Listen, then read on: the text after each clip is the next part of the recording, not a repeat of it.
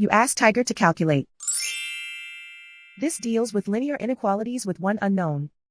The final result is x greater than -80/3 greater than -262/3. Let's solve it step by step. Group all constants on the right side of the inequality. Subtract 5 from both sides.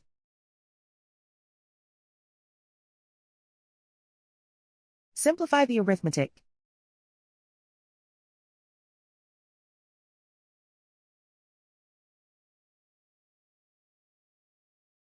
Isolate the x. Multiply both sides by inverse fraction 4/3.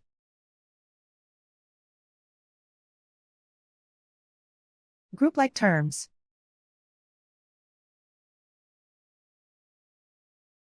Multiply the coefficients.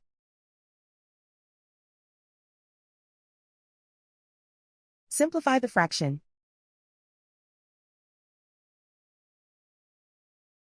Multiply the fractions.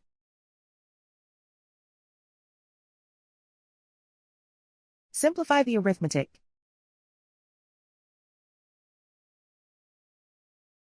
Plot the solution on a coordinate grid.